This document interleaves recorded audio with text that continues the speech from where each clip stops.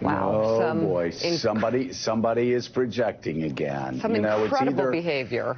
It's either projection or confession. I think that rant for a president who just keeps getting humiliated at this summit, they're laughing at him in Buckingham Palace. They're mocking and ridiculing him. It's getting caught on tape.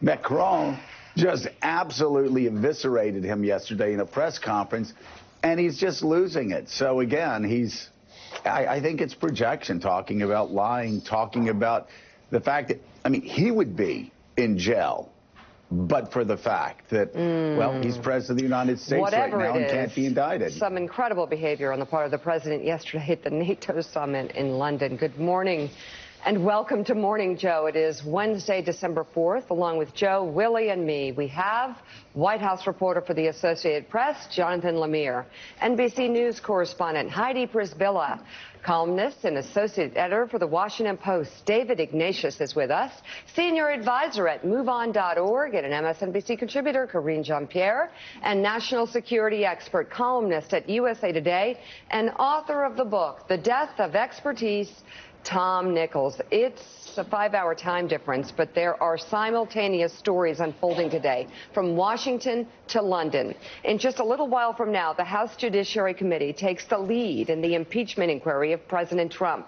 It comes just hours after the House Intel Committee voted to adopt a 300-page report by Democrats on the president's actions toward Ukraine, accusing him of abusing his office and endangering national security. Among the findings, never-before-seen phone records that put Devin Nunes, Rudy Giuliani, and the White House Budget Office under a glaring new spotlight. The president, meanwhile, continues meeting with world leaders at the NATO summit. He'll sit down with Germany's chancellor next hour after being fact-checked to his face about ISIS by French President Macron. And, boy, incredible headlines, including Devin Nunes, who will not recuse himself from taking part of these hearings. And yet, wow, he's so involved in so many ways as the evidence comes out. But the president's behavior is incredible this morning, and that's saying a lot, given that we're shocked every day.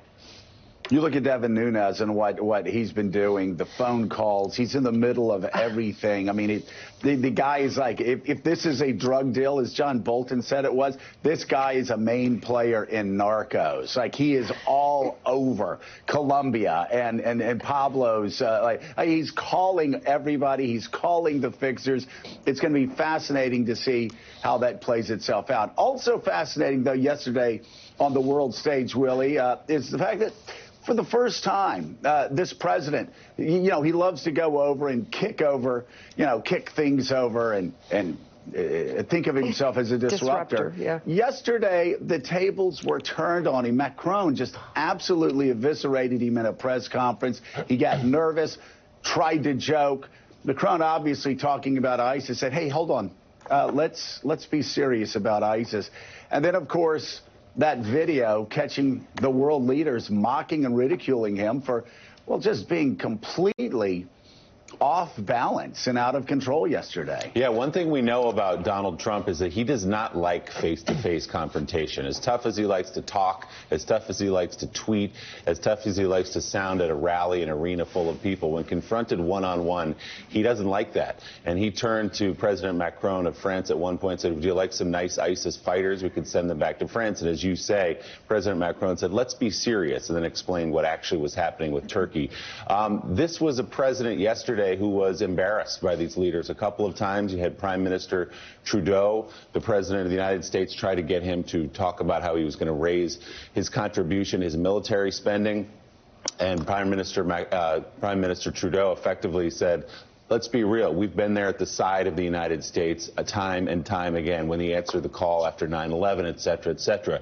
I think the lead in the New York Times captured President Trump's time in NATO at the summit meeting this way. It writes, President Trump has always relished throwing European leaders off balance, antagonizing allies, embracing insurgents, and setting off a frantic contest for how best to deal with him. Now, as Europe undergoes dizzying political changes of its own, it is throwing Mr. Trump off balance. Trump was subjected, the Times writes, to a rare tongue lashing on trade and terrorism by President Macron of France, who dismissed his attempt to lighten the mood with a curt, "Let's be serious." Earlier in the day, Trump held his own tongue about British politics, heeding Prime Minister Boris Johnson's plea not to barge into Britain's election at the 11th hour. For a president who prides himself on being the great disruptor, it was a startling turnabout, one that underscored how Europe's shifting landscape has scrambled the calculus for Mr. Trump. And Joe, as case in point, yesterday, French President Macron, British Prime Minister Johnson, and Canadian Prime Minister Trudeau were caught in a seemingly hot mic moment during the NATO summit. Look.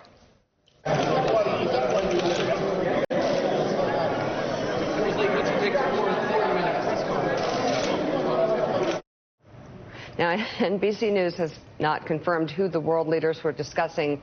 But you do the math. President Trump's remarks alongside NATO Secretary Stoltenberg were slated for 20 minutes as the first event of the day. According to the official White House transcript, the meeting ran approximately 53 minutes. Likewise, President Trump's midday meeting with French President Macron lasted around 38 minutes. So, Joe, it appears they were talking about him. Well, yeah, I think they were. There are other parts of the conversation that we're not going to play yet. NBC News still trying to confirm the complete tape and just to make sure that they were, in fact, talking about the man that the world thinks they were talking about. But David Ignatius, it appears that Donald Trump has been identified as a one-trick pony. He keeps parroting the same remarks over and over again about NATO contributions, about trade wars, about phony disputes, about all of these different things. And at this point, it appears the NATO leaders have had enough and are willing to push back on him because, well, as we discussed yesterday, there's really no need playing into his childish games and his sophomoric mindset. So it was a different kind of NATO meeting. Usually Donald Trump arrives at these like a wrecking ball. He wants to disrupt and destabilize and get concessions. This tone was different, and I think you're right to say that European leaders have learned to push back, to be tougher, more irreverent with Trump, standing around gossiping about him in that little bit of film that we watched. So I think the sad part is that 3 years into the Trump presidency, NATO, which was the strongest alliance on the planet, is now very much weakened and destabilized. What set off President Trump was a comment that French President Macron made in an interview with The Economist, where he said that NATO basically is brain dead, meaning it doesn't have leadership at the top. It's losing sense of its mission. It's what had Trump pushing back, calling the remarks very, very nasty. But it's true. It was a sensible comment.